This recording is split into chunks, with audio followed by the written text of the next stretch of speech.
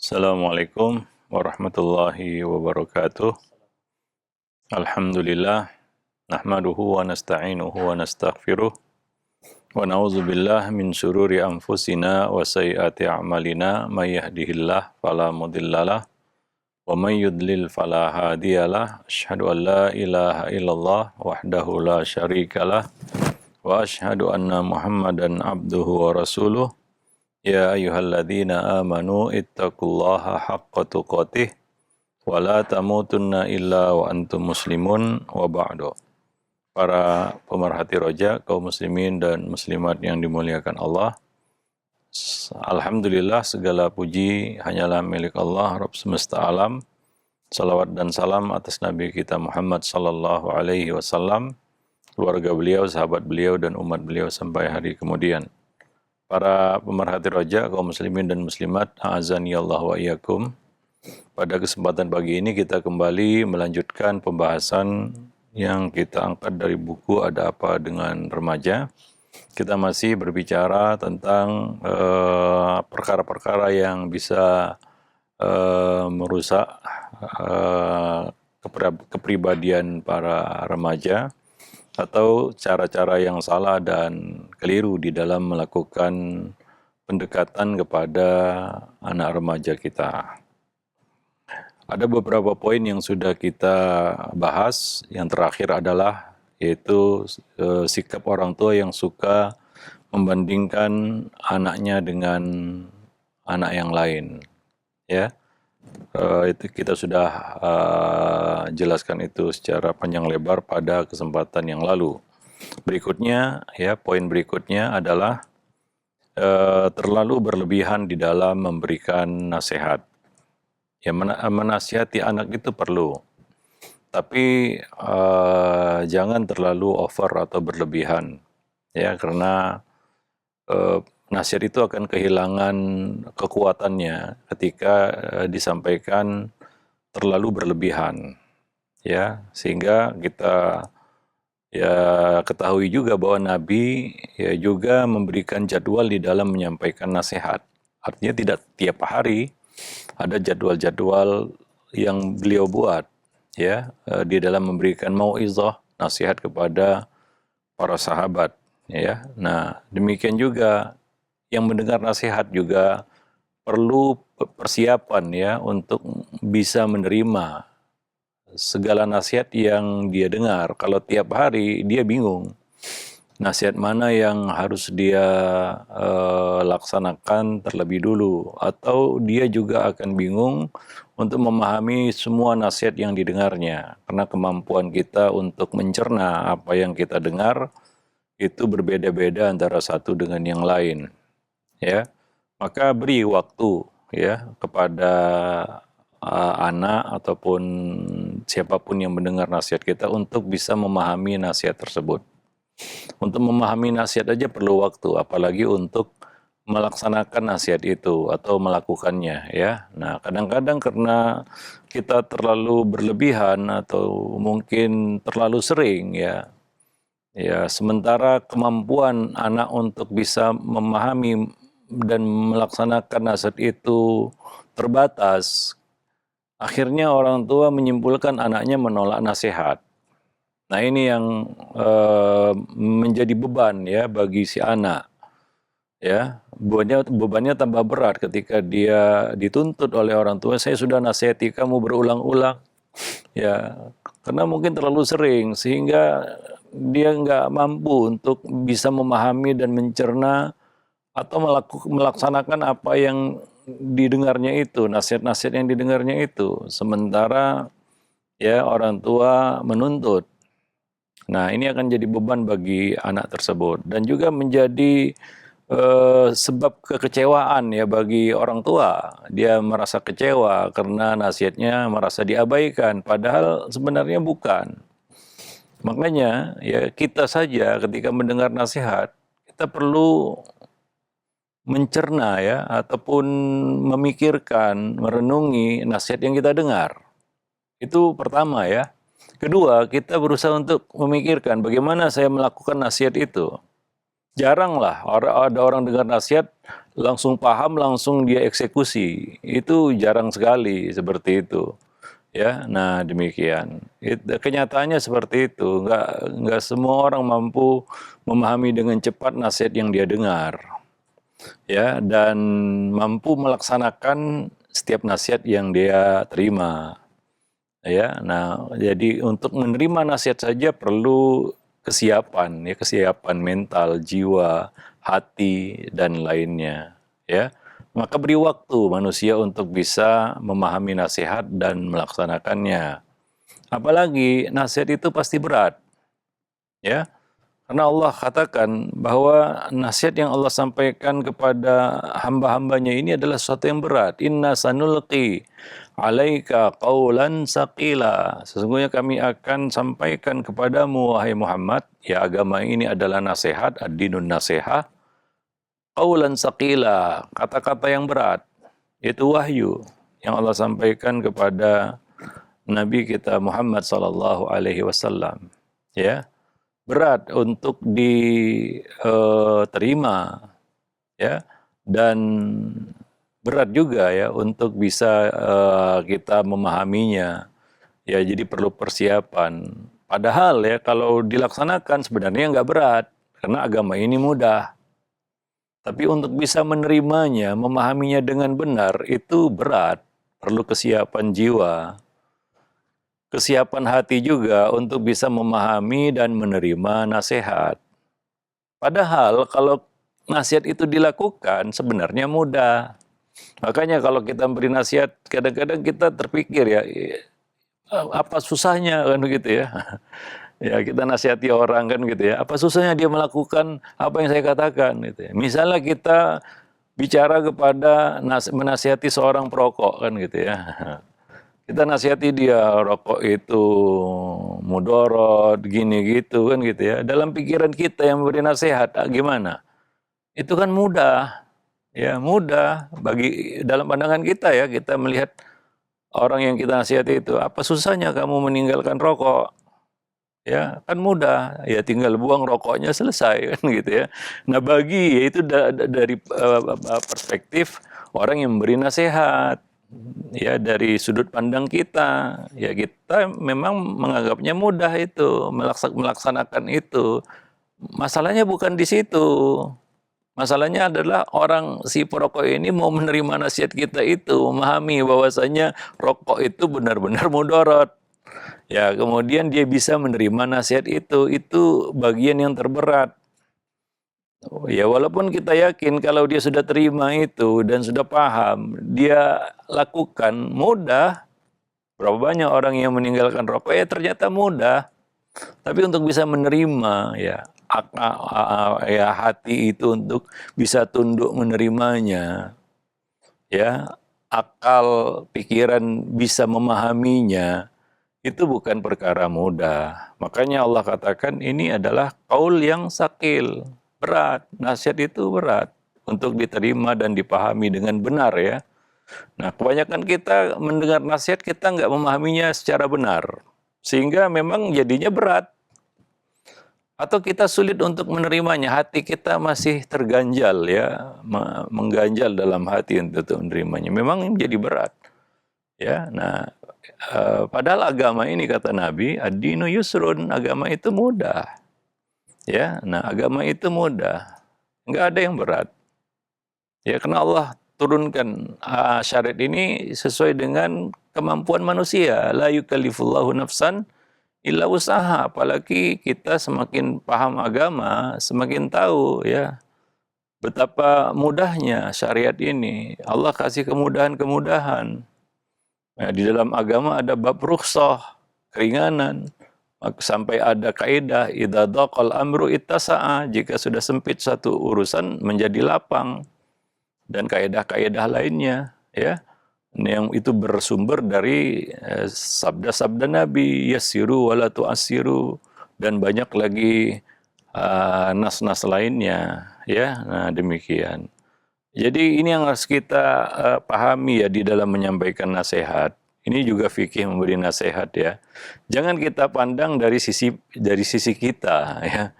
Tapi kita bisa memahami, ya, dari sisi orang yang mendengar nasihat itu. Begitu juga kita menasihati seseorang. Ya, memang harus terus-menerus. Cuma ya dikasih waktu ya untuk dia memahami nasihat kita itu. Kasih waktu jiwanya, hatinya untuk bisa menerima kata-kata kita itu. Ya, jadi nasihat itu berat. Apalagi ditambah lagi, ya diperberat lagi oleh setan. Karena setan akan menampilkan nasihat itu dalam bentuk yang buruk. Karena setan selalu melakukan kebalikannya ya. Hasutan jahat kepada itu dia katakan nasihat. Ya, sementara nasihat yang baik dia katakan hasutan, kan begitu ya. Nah, itu kerja setan, tambah berat lagi.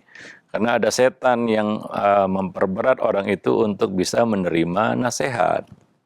Maka kasih waktu ya kepada orang yang mendengar nasihat kita itu.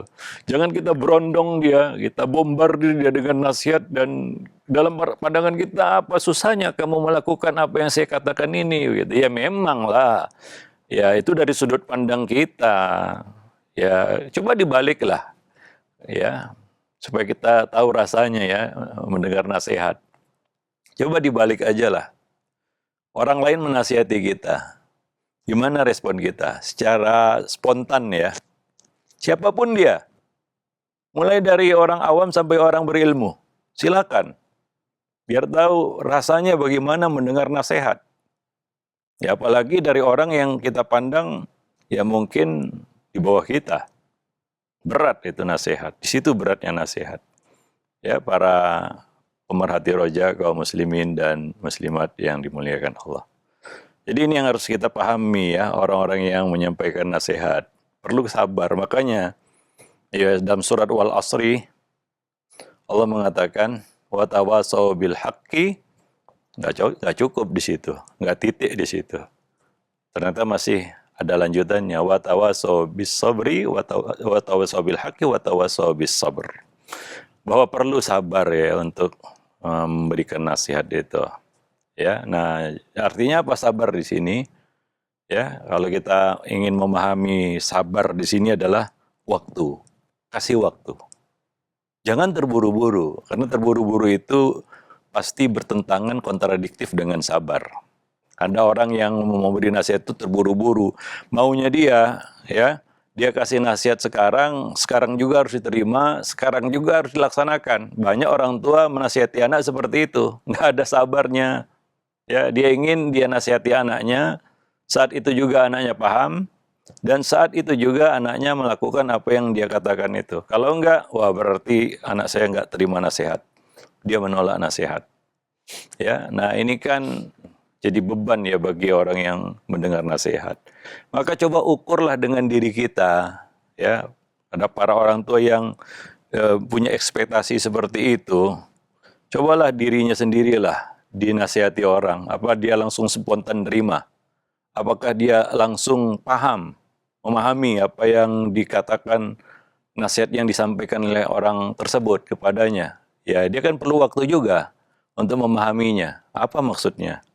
Ya, nah, untuk bisa memahami nasihat itu, kemudian hatinya untuk bisa menerima nasihat itu sebelum dia melakukan nasihat tersebut. Para pemerhati roja kaum muslimin dan muslimat yang dimuliakan Allah ya. Nah, jadi kasih waktu. Ya kadang-kadang kita harus selingi nasihat itu dengan hal-hal lain. Ya, pembicaraan lain. Ya untuk penyegaran aja. Ya kalau misalnya kita bahas itu terus, lama-lama dia juga akan jenuh ya mendengarnya. Ya. Mungkin masalahnya bukan di situ. Contohnya ya, kita menasihati seorang perokok misalnya. Jangan melulu bicara tentang rokok. Nanti tambah kuat ya self defense-nya, pembelaannya terhadap rokok itu. Wah, siapa bilang katanya kan begitu. Kadang-kadang kan seperti itu. Siapa bilang seperti itu? Nah, ya kadang-kadang logika orang yang dikasih nasihat ini, ya namanya setan juga bantu ya. Ya berkebalikan dari nasihat yang kita sampaikan. Mungkin ada hal-hal lain yang perlu kita selingi. Misalnya ya, oh ini masalah hati ini, tazkiyatun nufus. Ya, maka alihkan pembicaraan kepada, ya kita katakan materi-materi yang lain atau bab-bab yang lain yang mungkin di situ masalahnya. Ya, bukan dia nggak tahu rokok itu mudorot misalnya. Ini kita kasih contoh jadi ya kita katakan fikih ataupun metode di dalam menyampaikan nasihat ya. Kalau terus-menerus dibahas rokok saja, lama-lama dia juga akan jenuh ya. Nah, mungkin perlu diselingi dengan perkara lain, masalah tazkiyatun nufus misalnya. Ya, mungkin yang mengganjal dia untuk menerimanya ya karena masalah hati mungkin. Ya, atau hal-hal lain yang perlu kita selingi gitu ya. Nah, jadi begitulah ya caranya dalam menyampaikan nasihat ya. Nah, dan kewajiban kita kan cuma menyampaikan nasihat ya. Tidak ada paksaan dalam agama, la ikraha fiddin ya.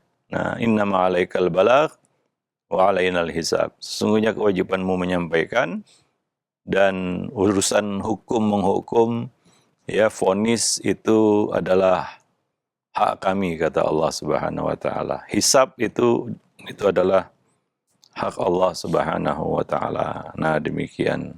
Taib. Nah, maka anak-anak ya, remaja juga akan menolak jika diberi nasihat yang terlalu berlebihan, over ya. Nah, demikian ya, sebab dia akan merasa bosan. Maka dari itu Rasulullah melakukan variasi ya dalam memberikan nasihat kepada para sahabat ya. Tujuannya agar mereka tidak bosan. Ya, karahata amu. Beliau khawatir mereka akan bosan. Ya, kalau kekhawatiran itu ya ditujukan kepada para sahabat, gimana kita? Ya, nah demikian. Ada kejenuhan ya. Ya, makanya kalau kita taklimnya setiap hari pun ya, kita akan jenuh. Ya, akan jenuh juga ya. Nah, ada waktu-waktu di mana kita perlu berehat ya.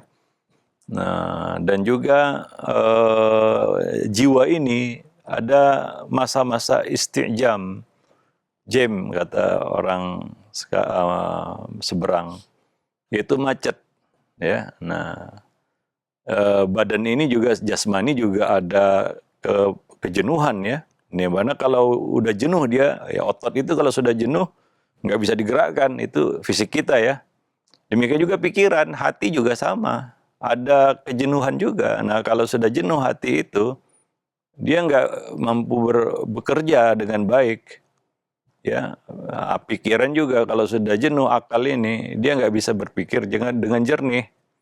Ya, maka ada waktu-waktu kita memberikan refreshing ya kepada diri kita. Nah, maka kasih waktu ya kepada orang-orang yang kita nasihati untuk bisa memahami. Makanya Nabi menyukai dalam berbicara ya, di dalam menyampaikan nasihat itu jawami'ul kalim ya. Nah, ini sering Nabi lakukan. Nasihat Nabi nggak panjang-panjang, tapi ya padat, singkat, tepat, manfaat ya, tepat sasaran. Ya, singkat, nggak bertele-tele, padat, ya nggak ada kata-kata yang anfaedah, nggak berfaedah, ya, dan tepat manfaatnya, ya. Nah, demikian para pemerhati roja kaum muslimin dan muslimat yang dimuliakan Allah. Dan kan perlu persiapan juga di dalam menyampaikan nasihat. Ya, sehingga apa yang kita sampaikan itu memang tertata rapi, hingga asbun juga. Ya, banyak orang tua karena semangat menasihati aja, tapi tidak ada persiapan, apalagi persiapan ilmu, yang kadang-kadang nasihatnya ngawur, ujung-ujungnya dia berdebat dengan anaknya, Ya, bukan hati bertambah dekat malah bertambah jauh, ya. Jadi nasihat pun ya jangan terburu-buru, pikirkan dulu, persiapkan dulu, ya. Nah, sehingga memang nasihat itu bermanfaat dia, ya. Nah, jangan tanpa persiapan yang ujung-ujungnya menjadi kita katakan arena perdebatan. Ya, karena nasihat yang dipersiapkan itu memang kita persiapkan ya syarat dengan ilmu, ya itu susah untuk ditolak sebenarnya ya oleh orang yang mendengarnya. Cuma untuk menerimanya kan perlu waktu gitu ya. Tapi kalau nasihat itu memang nggak berbobot, ya sudahlah. Ya, jiwa yang mendengar aja juga langsung menolak. Ah, ini ngawur ini asbun, ini asal bunyi, ini nasihat kan begitu ya. Nah, nggak dipersiapkan sama sekali. Bahkan kadang-kadang bukan nasihat, tapi tuduhan, ya, tuduhan, ya, prasangka buruk kan begitu ya, vonis yang nggak tepat, ya. Nah, itu kan tambah melenceng lah dari tujuan nasihat itu sendiri kan begitu ya. Para pemerhati roja kaum muslimin dan muslimat yang dimuliakan Allah. Jadi orang tua juga ketika menyampaikan nasihat juga harus ada persiapan ya. Nah, pilih waktu juga, waktu yang tepat. Ya contohnya ya jangan di depan orang banyak. Ya apalagi nasihat itu isinya sensitif. Ya menyangkut kehormatan, ya hati-hati ya jangan tertukar ya antara ta'yir dan nasihat, ya antara mempermalukan orang dengan menyampaikan nasihat. Kadang-kadang karena didorong semangat ya kita menyampaikan nasihat tidak pandang situasi dan kondisi hingga akhirnya membuat malu orang lain. Nah ini juga nggak benar ya.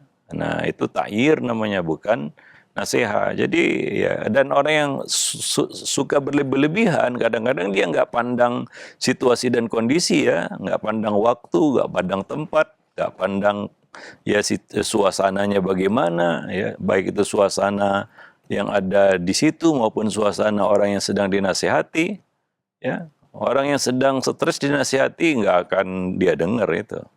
Orang yang sedang marah dinasihati, ya nggak akan dia gubris, ya. Nah, orang yang sedang sangat bersedih dinasihati, ya juga nggak ada manfaatnya. Karena dia nggak ada kesiapan untuk mendengar nasihat itu, ya. Nah, jadi memberi nasihat itu juga perlu fikih, ya, perlu fikih, perlu ilmu juga, ya. Kita juga harus tahu skala prioritas dalam menyampaikan nasihat.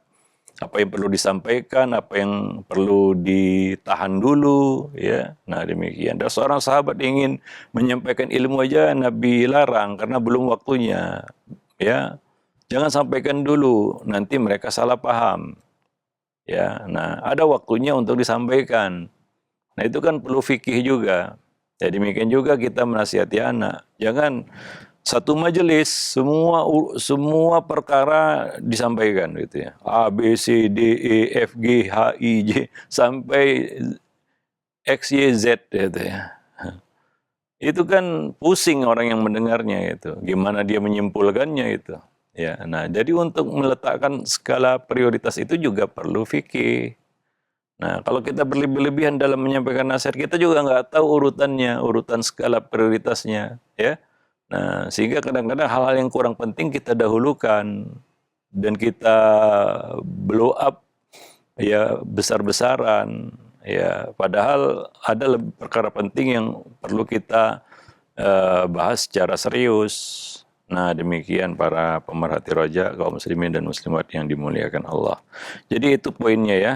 Ya, jangan berlebihan ya di dalam memberi nasihat. Ya, kasih waktu orang untuk bisa mencerna, memahami dan menerima nasihat kita. Karena nasihat itu nggak mudah.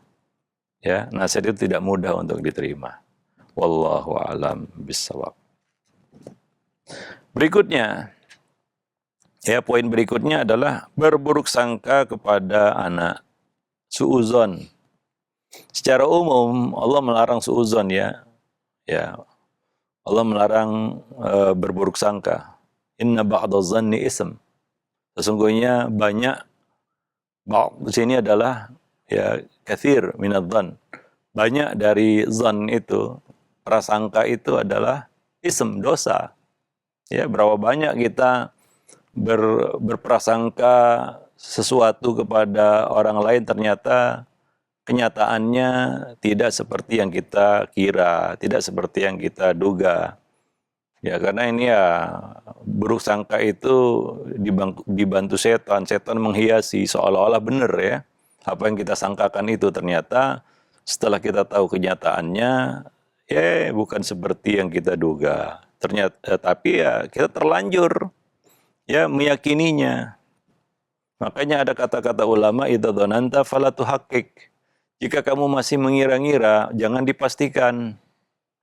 Ya, jika kamu masih mengira-ngira, kayaknya, sepertinya, ya, itu jangan kamu pastikan. Wah, kadang-kadang sebagian orang hari ini dia masih menduga-duga ya masih menduga-duga. Ya, besok dia sudah pastikan itu. Jangan-jangan katanya, jangan-jangan anak saya begini nih, jangan-jangan dia melakukan ini nih, jangan-jangan hari ini masih jangan-jangan, besok sudah jatuh vonis, nggak ada lagi jangan-jangannya. Ya, maka kalau masih jangan-jangan, itu jangan dipastikan. Ya, karena kadang-kadang ternyata apa yang kita tuduhkan itu nggak benar. Ya, apa yang kita sangkakan itu ternyata nggak seperti yang ya kenyataannya, seperti yang terjadi ya. Nah, demikian. Apalagi ya hal-hal yang sensitif ya, yang menyangkut kehormatannya, yang menyangkut meruah orang lain.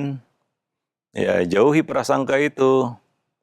Karena setan memang suka menjermuskan manusia kepada dosa ini. Ya, hingga jatuhlah manusia kepada ghibah, namimah, ya, yang mana itu adalah sebab azab kubur dan azab di akhirat, dan itu dosa besar. Ya, itu bukan dosa kecil, tapi dosa besar yang mendatangkan azab di kubur, di alam kubur maupun di akhirat nanti. Ya.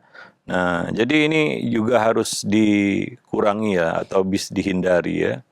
Ketika kita berhadapan dengan anak, ya pandanglah anak kita itu sebagai anak didik kita, bukan musuh seteru yang kita terus berburuk sangka kepadanya, ya.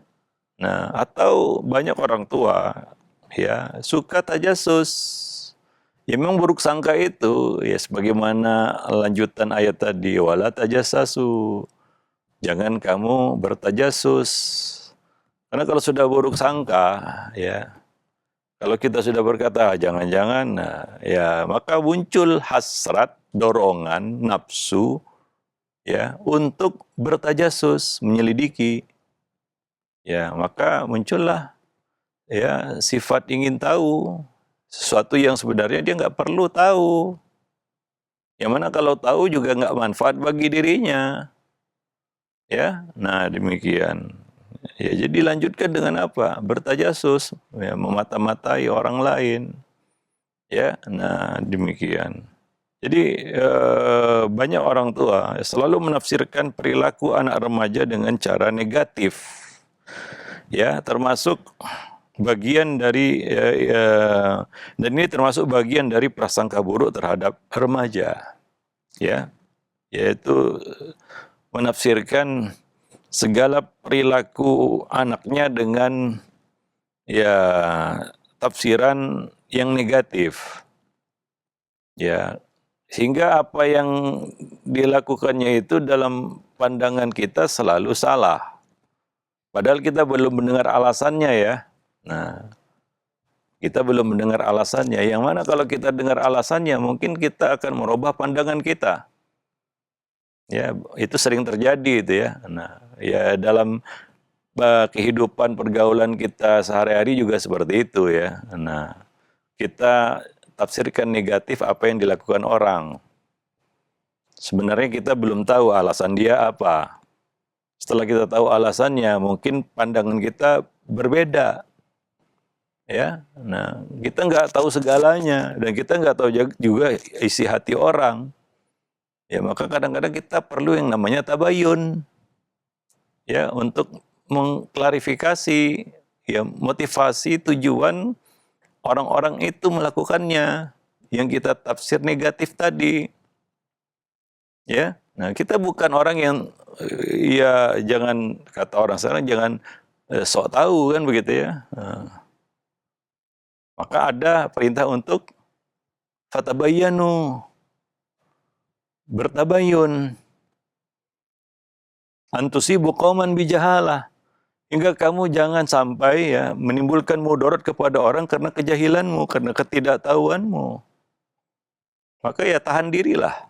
Ya, termasuk juga kepada anak-anak kita, ya.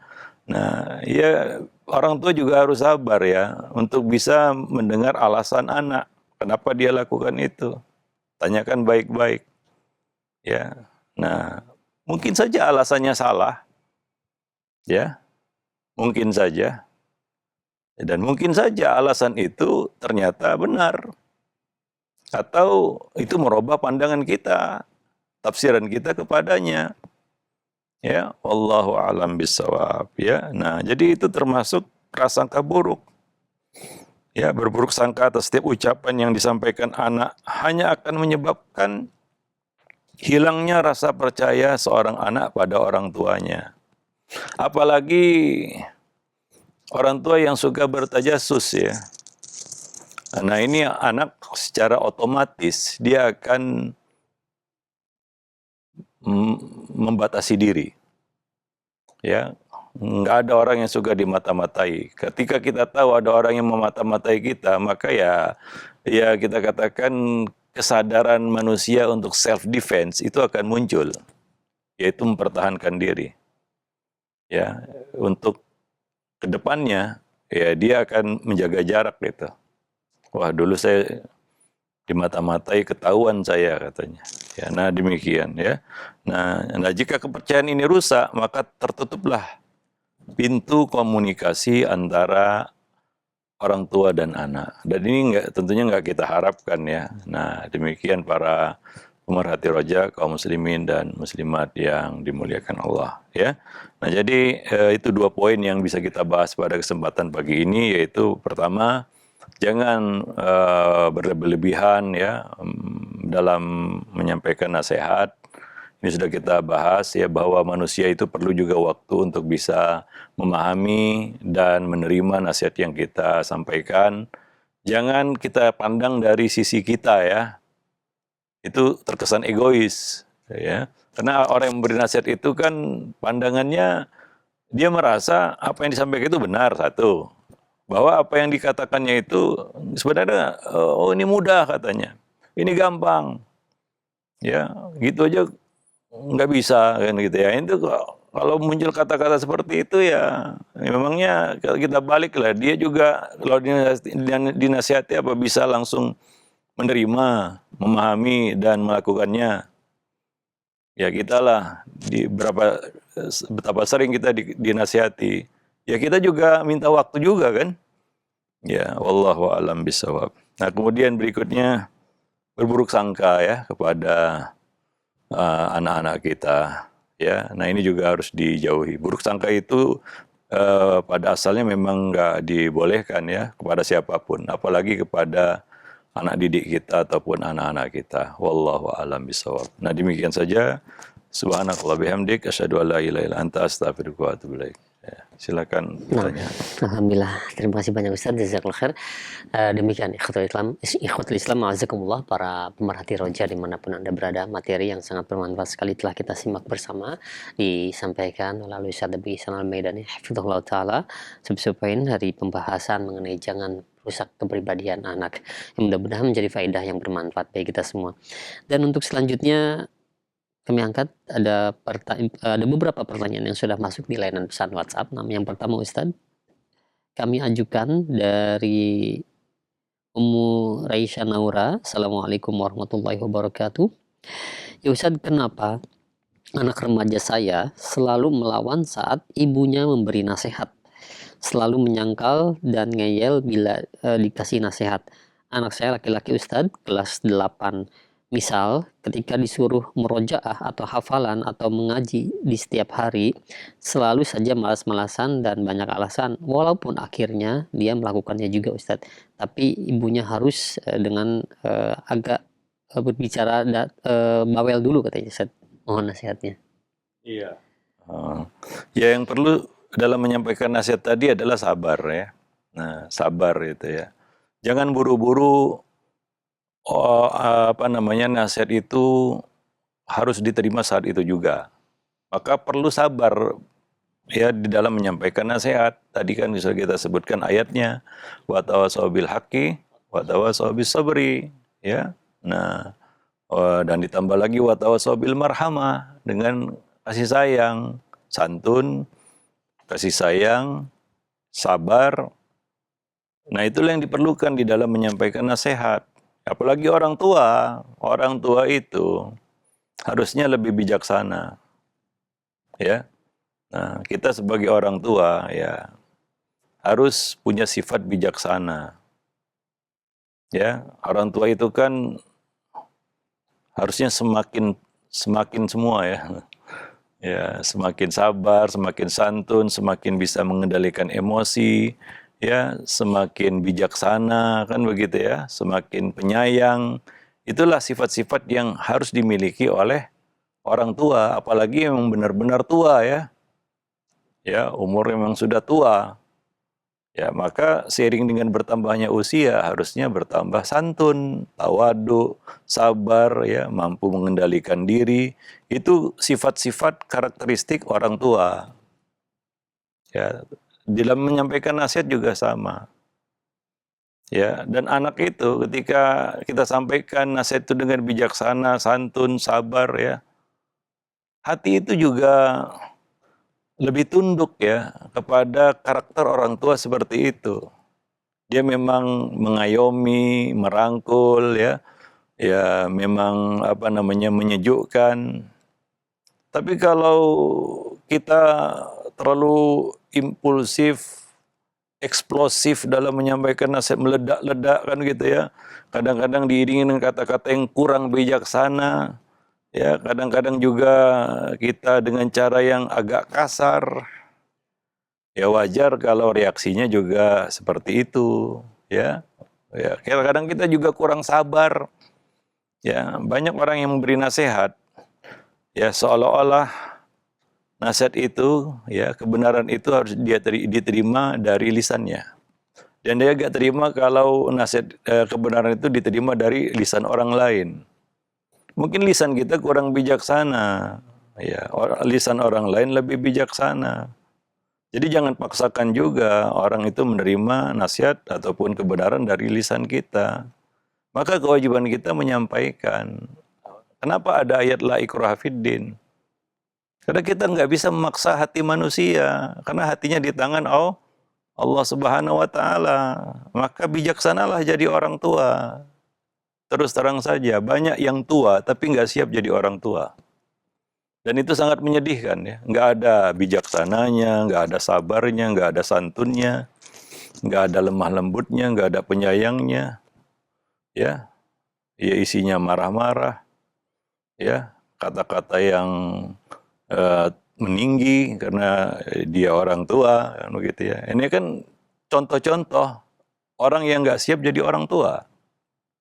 Maka untuk jadi orang tua yang baik juga perlu persiapan ya. Nah, dan ya itu sangat kita perlukan di dalam bab mendidik ya, baik itu mendidik anak-anak kita maupun mendidik manusia ya. Wallahu alam bisawab. Nah, demikian. Banyak Ustaz atas jawaban dan nasihatnya. Demikian ya untuk ibu yang bertanya. Dan selanjutnya kami ajukan kembali pertanyaan di layanan pesan WhatsApp. Nah, Ustadz, saya ibu dari Padang. Saya memiliki anak satu-satunya dan sudah berkeluarga, mempunyai satu anak Ustadz. Sekarang katanya dia ingin ingin bekerja ke luar negeri Ustadz. Namun orang tua saya itu sebagai orang tua sudah sepuh dan agak keberatan Ustadz. Bagaimana solusi terbaiknya? Ya, segala sesuatunya harus dibicarakan dan dikomunikasikan dengan baik ya, supaya ada kesepahaman antara kedua belah pihak ya. Nah, demikian ya. Kita perlu juga mendengar alasannya, kenapa dia ingin seperti itu, kan begitu ya. Dan dia juga perlu mendengar kenapa kita keberatan untuk itu, kan, untuk perkara itu. Jadi perlu kesepahaman sehingga ada titik tengah yang kita bisa ketemu, ya, sehingga tidak ada saling memaksa kan, atau pihak yang keinginannya lah yang harus terpenuhi, kan begitu ya. Nah, mungkin kita juga belum mendengar dari dia kenapa dia ingin bekerja, kan begitu ya, memutuskan untuk merencanakan hal seperti itu ya. Nah, demikian ya. Nah, jadi bicarakan dengan baik ya. Sebagaimana dikatakan, segala sesuatu kalau dikomunikasikan dengan baik ya mungkin akan ada win-win solutionnya, ada titik tengahnya ya. Ya, sehingga nggak ada pihak yang merasa dirugikan atau terpaksa ya. Nah, semuanya bisa menerima dengan legawa, kan begitu ya, dengan lapang dada. Ya, wallahu alam bisawab. Memaksa juga kadang-kadang di sini akan kurang baik ya. Nah, jadi anak itu ya harus kita kasih kesempatan ya untuk berargumentasi juga ataupun menyampaikan alasan. Ya, ketika dia terima dengan alasan yang kuat, ya insya Allah dia akan secara suka hati melakukannya ya. Nah, baik dia pergi ataupun tidak pergi, kan begitu ya. Nah, mungkin dia ingin, kalaulah saya tidak pergi, solusinya apa, kan gitu ya. Apa yang dia inginkan, kita juga kan perlu tahu itu. Ya, sebagaimana kita juga nggak suka dipaksa untuk melaksanakan keinginan orang lain. Apalagi dia sudah menjadi anak yang dewasa misalnya, ya kan? Nah, demikian ya, wallahu alam bisawab. Iya, baik. Terima kasih banyak Ustaz atas jawaban dan nasihatnya. Demikian ya untuk Ibu, semoga diberikan solusi yang terbaik. Dan selanjutnya ada pertanyaan kembali Ustaz di line pesan WhatsApp. Ya Ustaz, anak saya qadarullah kurang bisa menyerap pelajaran-pelajaran di sekolahnya. Hampir semua mata pelajaran nilai-nilainya itu di bawah rata-rata. Hanya 2 pelajaran saja yang nilainya terlihat bagus dan dia sukai, yaitu bahasa Inggris dan menggambar. Dan sekarang sudah kelas 3 SMA Ustadz. Nah, dia katanya ingin kuliah, tapi saya ragu karena tentunya semua kuliah akan melewati mata pelajaran yang dia kurang sukai walau memilih jurusan bahasa Inggris. Mohon saran dan nasihatnya Ustadz. Ya, anak itu istimewa ya pada bidangnya ya. Yang perlu dilakukan oleh para pendidik adalah ya mengeksplorasi kelebihan-kelebihan anak ya, dan tidak terlalu memblow up sisi-sisi yang memang dia nggak menonjol di situ ya. Kita juga nggak menonjol di semua bidang kan ya. Nah, kenyataannya kan seperti itu. Apakah kita menonjol di semua bidang? Lah, kalau kita misalnya dipaksa untuk berprestasi ataupun menonjol di bidang yang kita tidak kuasai, apa kita mampu? Nggak bisa juga ya. Nah, nggak juga kan? Ya, sama juga manusia. Semuanya Allah bagi-bagi rezekinya. Ya, Allah bagi-bagi rezekinya berbeda-beda antara satu dengan yang lain. Maka kewajiban para pendidik adalah ya mengembangkan sisi-sisi lebih pada anak dan tidak terlalu menyoroti hal-hal yang memang dia kurang berbakat ya, atau ya kurang cakap atau kurang menguasai bidang-bidang tersebut. Nggak bisa dipaksakan juga ya.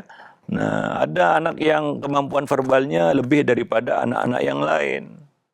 Ya, maka ya mungkin kita bisa menemukan bakat yang cocok untuk anak ini sesuai dengan kelebihannya, yaitu dia punya kelebihan di dalam kemampuan verbal.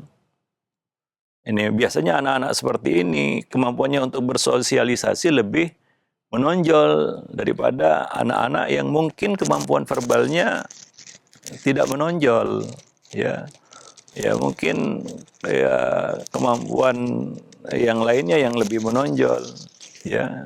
Dia ada juga anak yang senangnya itu berhadapan dengan benda mati, kutak-katik sana sini. Tapi kalau berhadapan dengan makhluk hidup manusia, dia kayak kebingungan gitu, nggak ngerti apa yang tapi kalau dia sodori benda mati, wah, ya ada yang mesin, ada yang komputer, ada yang macam-macam. Ya, ada anak yang ternyata jagonya masak, ada anak yang jagonya bakatnya di bidang yang lain, ya IT misalnya. Dan itulah dia. Kenapa ada ayat wa inna sa'yakum lasyatta, sesungguhnya usaha kamu itu berbeda-beda. Makanya ada orang yang nggak nyambung antara sekolahnya dengan ya pekerjaannya yang dia geluti untuk ya menjalani hidupnya, begitu ya, nggak nyambung. Kadang-kadang kuliahnya di hukum gitu, ternyata dia bakatnya di bidang IT, kan nggak nyambung gitu ya. Ya, ini sebenarnya nggak salah jurusan sebenarnya sekolahnya. Tapi ya begitulah ya, manusia punya bakat yang berbeda-beda satu dengan yang lain. Jangan terlalu blow up menyoroti sisi-sisi yang dia memang kurang. Nggak bijaksana juga. Lalu dikatakan, kamu anak yang kurang berprestasi karena nilai ini rendah. Ya, nggak jadi masalah itu. Ya, walaupun dia hanya menonjol dari satu bidang mata pelajaran saja misalnya. Ya, nah hanya saja para pendidik ini perlu mengarahkan bakat-bakat itu kepada hal-hal yang positif, ya. Nah, tidak hal yang negatif, ya. Menggambar misalnya, ya mungkin dia bisa diarahkan ya menjadi seorang arsitek yang memang ada kaitannya dengan menggambar, kan begitu ya, atau hal-hal lain yang desainer mesin dan ya banyak sebenarnya. Nah, tugas pendidik untuk mengarahkannya kepada hal yang positif. Ya, Nabi saja mengarahkan bakat Zaid bin Sabit untuk menjadi penerjemah bahasa asing karena beliau ternyata punya bakat bisa mempelajari bahasa dengan cepat. Nggak semua anak kan seperti itu ya. Nah, demikian Nabi selalu menggali bakat-bakat remaja pada masa beliau sesuai dengan ya bakatnya ya, kelebihannya, dan Nabi tidak menjatuhkan mereka dengan sesuatu yang mereka memang tidak menonjol. Itu ya kasihan juga si anak ya. Dikata kamu, apalagi dikata-katai bodoh kan begitu ya. Padahal sebenarnya ya manusia itu dikasih kelebihan sama Allah. Ya, masing-masing orang ada kelebihannya. Maka jangan merendahkan orang lain. Itu termasuk sombong, ghamtun nas itu. Ya, wah ini yang nggak ada bisanya, ini nggak ada apa-apanya nih ya. Kadang-kadang kita suka underestimate terhadap orang, manusia. Karena yang kita lihat tuh kurangnya dan kita melihat saya ini lebih. Padahal nggak seperti itu juga ya. Setiap orang Allah kasih kelebihan sebenarnya. Dengan itulah dunia ini berdiri ya. Dengan bakat-bakat manusia yang berbeda-beda itu. Apakah dengan satu bakat aja dunia ini bisa berjalan? Enggak. Itu yang harus kita sadari. Ya, kita perlu orang lain, perlu, sangat perlu. Sehebat apapun kita. Ya, begitulah dunia ini terbentuk. Wa inna sa'yakum lasyatta. Belum tentu orang jenius bisa tanam padi. Nggak ngerti juga dia kadang-kadang nanam padi gimana. Jangan-jangan dia nanam padi maju gitu ya. Padahal nanam padi itu mundur kan gitu ya. Nah begitulah ya. Nggak semua orang menguasai semua ilmu di kepalanya, nggak mungkin itu. Jadi kewajiban pendidik itu adalah ya mengeksplorasi ya bakat yang dimiliki oleh anak-anak didiknya. Termasuk orang tua. Ini bagian terpenting dalam pendidikan sebenarnya ya. Nah, jangan menjatuhkan dia, merendahkan dia, apalagi mengejek ya, karena kekurangan-kekurangan ataupun hal-hal yang dia tidak kuasai. Itu nggak fair ya. Para pemerhati roja kaum muslimin dan muslimat yang dimuliakan Allah. Ya, nah, jadi dunia ini berjalan, berdiri, terbentuk karena banyak bakat yang Allah titipkan kepada manusia. Tidak dengan satu bakat saja. Wallahu a'lam bisawab. Nah itu saja mungkin ya pertemuan kita pada kesempatan pagi ini, mudah-mudahan bermanfaat. Aku qouli hadza, astaghfirullah li wa lakum lisa'iril muslimin, innahu wal ghafurur rahim.